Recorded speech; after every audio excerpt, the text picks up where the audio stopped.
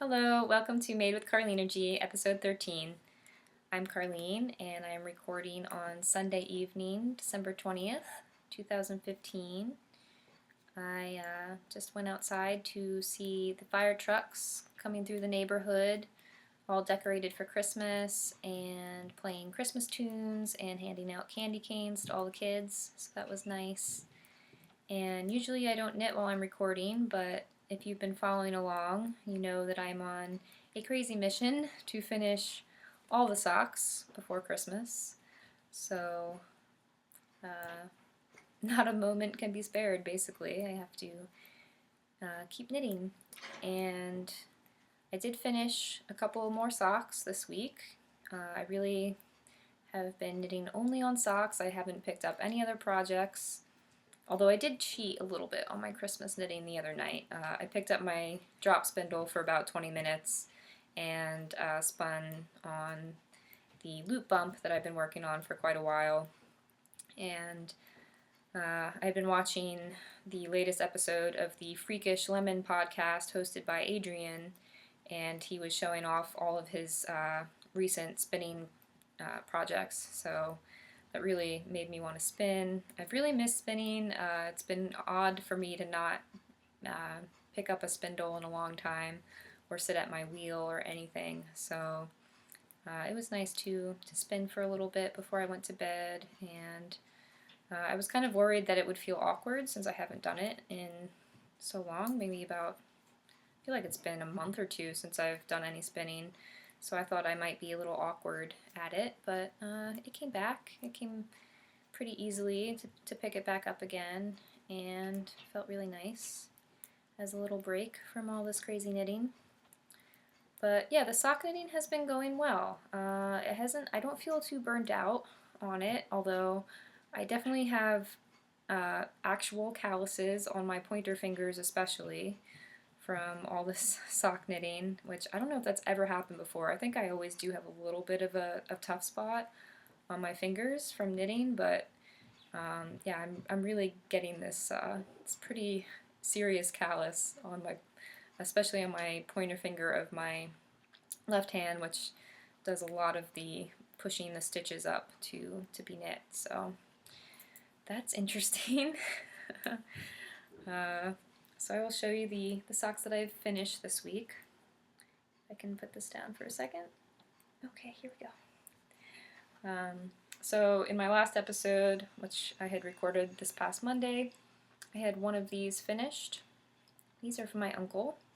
It's a plain vanilla sock with a slip stitch heel, 72 stitches on a US size 1, 2.25 millimeter needle in magic loop, and this is Barocco Comfort Sock in the colorway 1810, and that's a 50% nylon, 50% acrylic yarn. It is actually really nice to work with. It's very soft, it makes a really comfortable sock, and it doesn't split. I find that I can knit very quickly with this yarn. It's very easy to use and very user-friendly in terms of giving these as gifts because they're quite washable, and I don't worry about people ruining them in the washing machine, and everybody likes them because they are very, very comfy. So these are for a size US 10.5 men's foot, and yeah, great to have another pair finished. And then the other sock I was working on last week was this one. This is Malabrigo sock in the Turner colorway, again on a US 1, but this is the Blueberry Waffles pattern with an Eye of Partridge heel, just to switch it up. And what else about this one? Yeah, these are from my grandma, if I didn't say that. It's coming off more brown, but it is a tonal green, and very, very pretty. My grandma loves green, as do I, so she gets some green socks. And then my works in progress are another Barocco Comfort sock using the same colorway for all the guys, and same thing, 72 stitches, but this is going to be for a US men's size 11.5 shoe. So this one's going to take me a little bit longer. Hopefully that doesn't set me back too much. And I'm a little bit past the gusset decreases there. And then I also have, I'm a little bit past the gusset decreases on my grandma's second sock. These are both on the ChiaoGoo US 1's 32-inch long needle with magic loop, which is my new favorite sock knitting method. I'd always knit with double points, and then finally tried magic loop a month or so ago and have been in love with it. So there's that one. And these were sock buddies. So I was using Laura's method of Laura of the Fawn Knits podcast. She kind of coined the sock buddy system of if you want to knit two different colorways at the same time, you try to buddy them up so that you knit the cuff of one and then the cuff of the other, the leg of one and then leg of the other, heel, etc., etc. So that's what I did with these, and that definitely made it seem less arduous to be working on socks, and it was nice to switch it up, especially since I do love plain vanilla socks because I feel like I get in such a rhythm and I can knit very quickly with them. And then so even though the Blueberry Waffles pattern is a very simple pattern, the ribbing does kind of slow me down a little bit, and I get a little more tired of working on them than the vanilla socks, so it was nice to be able to go back and forth. So I have to finish this one, and that'll be another pair finished, and then I guess I have about 1.5 socks to go with this pair, and then I have one more pair to make before Christmas, which will be for my grandpa, and that'll be a US size 10 men's foot. So I was really hoping, I think I can finish before Christmas. I was hoping to be finished with everything before Christmas Eve. I don't know if that's going to happen because that only gives me a few more nights, but even if I have to be knitting on Christmas Eve, that'll be okay if I can finish up the last pair sometime on Christmas Eve. So yeah, I still feel like I can finish. It is a lot, but I've been basically just knitting on socks in any spare moment that I can, and it hasn't been so bad. I've been enjoying the socks, and I actually will probably cast on another pair of socks right after I finish all of these, because I ordered more yarn. The Wool Pig has been biting everybody, apparently. Jenny of the Tiny Paper Foxes podcast coined the Wool Piggery phenomenon, the Festival of Wool Piggery, and it's definitely seemed to have spread through the podcasting community. And so I had ordered a skein of the Gingerbread House colorway from Jinx Yarns in her last update this past Tuesday. As soon as I saw Laura of the Fawn Knits knitting this colorway, I knew that I really had to have it, and I ordered the strong sock or not strong sock, but strong sport base. So I'll be able to knit a nice heavier pair of sport weight socks out of that colorway, which I'm really excited about, and that'll be nice. Give me a little bit of a break from knitting the fingering weight socks and have a nice pair of very squishy socks in the beautiful Gingerbread House colorway. It is really interesting because I think if I had just seen that colorway in the skein and hadn't seen anybody knit it up, I don't know if I would be interested in it, but it makes such beautiful stripes. It's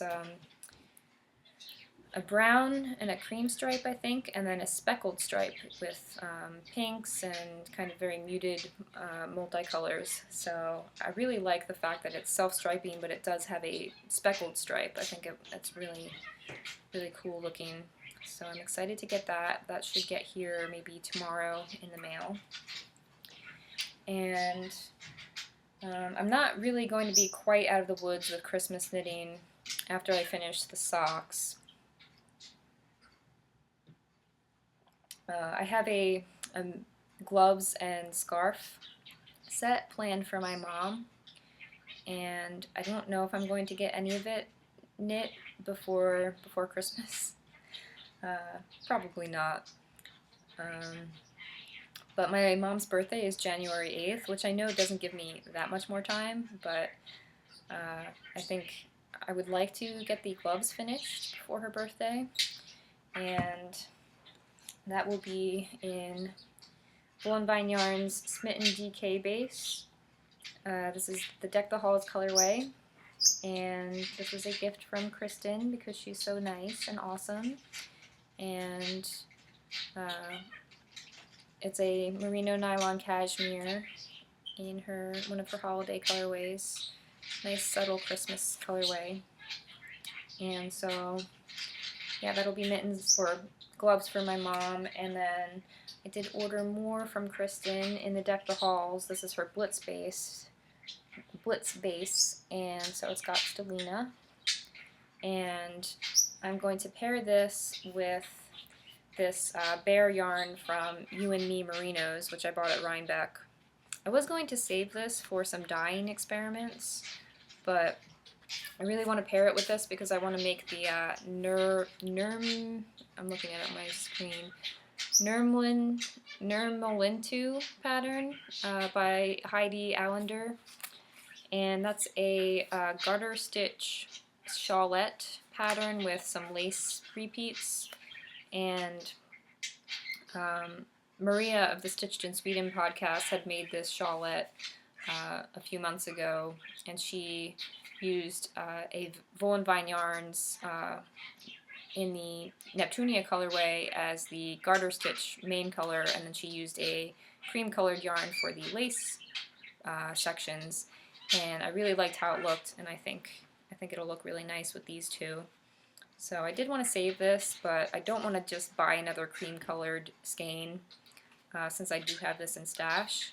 And I think I'll have a lot left over to dye with anyway, because this is 485 yards. So I think that'll be a good use for that, and I think my mom will really like that. That's a nice set. So yeah, I don't think I'd be able to get both of these finished before the 8th, but I think I could at least get the gloves finished, I hope. So that'll be upcoming. While I'm home in New Jersey at my parents' house for Christmas, I don't want to start those things right away. I think what I'll do is bring my sock yarn blanket home with me and work on that on Christmas, if I have any time to knit on Christmas. I just want to have a nice, cozy, easy project, and I haven't worked on my blanket in a long time, and I have a whole bunch of minis now to add to it, so I definitely want to get that back in rotation. And I have a bunch of projects kind of in mind for starting soon, but I also have a lot of things hibernating. I'm looking over at my basket in the corner that is full of hibernating projects, including a sweater that I have to finish for my friend. So I think there's definitely a lot of things that I'd love to cast on, and a lot of yarn that I've gotten this year that I'd love to work with, but I really have to kind of sit down and make kind of a plan for 2016, or at least the beginning of it, to kind of figure out what projects I want to focus on next after all the socks are finished. So yeah, this sock knitting has been fine. It's just that there's all these other things that I'm starting to plan ahead with, and I think it'll make it that much more fun though when I'm finally finished with a long marathon of knitting socks to finally cast on something else or work on something different and get back to spinning, because I really miss spinning. Mina of the Knitting Expat podcast is doing a sockathon in January. I forget who it's with, but you can check that out in Mina's group at the Knitting Expat podcast group. But she's doing the sockathon in the month of January where they're having a friendly competition to see who can make the most socks in January. And I actually would really like to participate in that, but yeah, I think I probably am not going to want to really focus on socks after this month. So,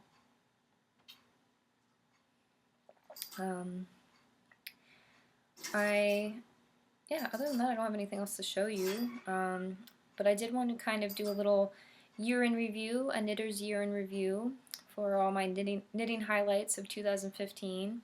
And I encourage any other podcasters to do this as well, to kind of go over your year. And I might make a thread in my Ravelry group too. You can find my Ravelry group by searching Made with Carlina G podcast in the groups tab. I'm Carlina G on Instagram and Ravelry if I haven't mentioned that yet. But yeah, I might make a thread for you to tell me what your year in knitting was like, if you learned any new skills or made any projects that you're really proud of, or got a new piece of equipment that you had really wanted, like a spinning wheel or something like that. So yeah, I might make a thread just to have a nice reflective kind of year in review, and you can do it however you want. You can go through maybe month by month, or just a general overview of your knitting year. I think for me, I kind of think of it in seasons. So I have highlights from each season this year with my knitting. In the spring, I was working on the D-Spackle with Kristen of Yarngasm and Woolen Vine Yarns. Wow, I'm really, really tripping over my words in this episode. Yeah, so the D-Spackle was a drop spindle knit along, so you had to spin up enough yarn on a drop spindle to make a shawlette or scarf or other neck item. And I was spinning a loop bump on this drop spindle and doing the ply on the fly method, which I am actually also doing with this. This is the spinning that I picked up the other night. I don't think I showed it before, but so yeah, it looked very similar to this, just a different loop bump. And I spun that all up. It was about 5 ounces, and I made a hitchhiker scarf out of it. Came out pretty much a scarf size. I haven't actually blocked it yet though, so it might be more of a shawlette once I block it, but it's like a nice little kerchief style scarf. And I finished it before the deadline of April for the D-Spackle and won a prize. So I was drawn for one of the prizes with Kristen's D-Spackle. So that was really, really exciting. It was the first major spinning project that I had worked on, and the first knit along that I ever participated in. So I was really excited to finish it and be in time for the deadline, and then so winning the prize was just just an extra bonus. It was really, really exciting. And the prize was some fuzzlings from Fondant Fiber. So I've spun all of those up at this point now, and they were really fun to spin, all different colors in little fiber samples. So that was the spring highlight. And then for summer, what was summer? I'm kind of blanking on what I was working on during the summer. I was working on my azalea tank top, but I didn't finish that until the fall, although I am really excited about it and excited to wear it next summer. And I have been wearing it under stuff as a layer. So I was working on that tank top. Oh, well, duh, I started my podcast in August, so I guess that was my knitting highlight of the summer this year, was starting this podcast, and now here I am, and that's been really amazing. It's been incredible how many new friends I've made and events I've been to because of this podcast. So yeah, that was really great, and still is. And so that was in August. And then during the fall, I finished my Bellows cardigan, which was my Rhinebeck sweater, and I'm really proud of that cardigan, and I love it so much. It's probably, yeah, in my top 3 knitting projects that I've ever made, and definitely my top sweater, I think. I've worn it pretty much every other day since I finished it in October. And then I wore it to Rhinebeck, which was the knitting highlight and probably a major, yeah, like one of the major highlights of my whole year, knitting or otherwise. I had such a good time that weekend, got to see a bunch of friends and also meet a bunch of podcasters that I've been watching, and it was so nice to see everybody in person, and just such a great day, or a great weekend. And I had taken a workshop with Abby Frankelmont on that Friday before Rhinebeck, and just had an amazing time, and I am so excited for it next year. I've been thinking about it. The other night I was driving home from work and was thinking about maybe what workshops I want to take for next year at Rhinebeck, and yeah, so that was definitely a huge, huge highlight, and it's the first time I've ever been to Rhinebeck, so yeah, that was a really great part of my year. And as far as the winter goes, oh, well, I also got my spinning wheel in November, or maybe October. Yeah, I think it was late October I got my spinning wheel, so that's been fun, although I haven't been able to sit down at it for a month or so, but I'm looking at it right now, and I do love it, and I'm so excited to see what I will be able to do with it in the future. And as far as winter goes, I've been able to go down to Brooklyn twice to meet up with other podcasters in the area at Gauge Intention, and that's been fantastic. I am so glad that those ladies are relatively close, and so thankful to have met them and have them be my friends now. So, and that's been the best part of this year with knitting, is I've met so many people, made so many new friends, and been part of this community, and just been blown away every day by how thoughtful and inspiring and generous everybody is, and I can't be more thankful for all of that. So yeah, I really don't have words for it, but all I can say is thank you all so much, and I can't wait to see what happens for 2016. I definitely have ideas for the podcast coming up. I wish I had a better camera. I wish I had better lighting. I want to get better at editing, and I want to kind of take more video clips while I'm out and about doing knitting events, or just whatever else. I'd like to visit some more sheep farms in my area and try to get some clips from that. I'm just really terrible at editing, but I'd like to get better so that I can make the podcast better, and so we'll see what happens with that for 2016. I always feel like I have all these ideas for it, but it is hard to find the time. It's been like a little side job, it really is, and so for everybody who does such an amazing job with editing and adding in demonstrations and all of that, it's been really inspiring, and hopefully I can step it up a little bit in 2016.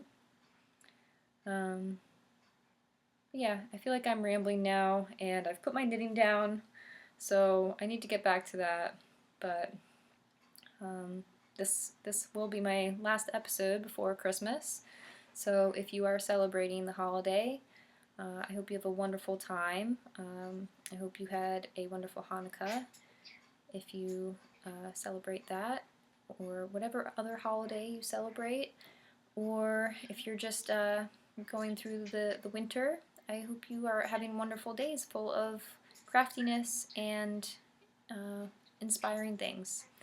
So the dude says hello and Merry Christmas. He's been saying Merry Christmas a lot because I've been saying it to him. So That's been really cute. And yeah, I think that wraps it up.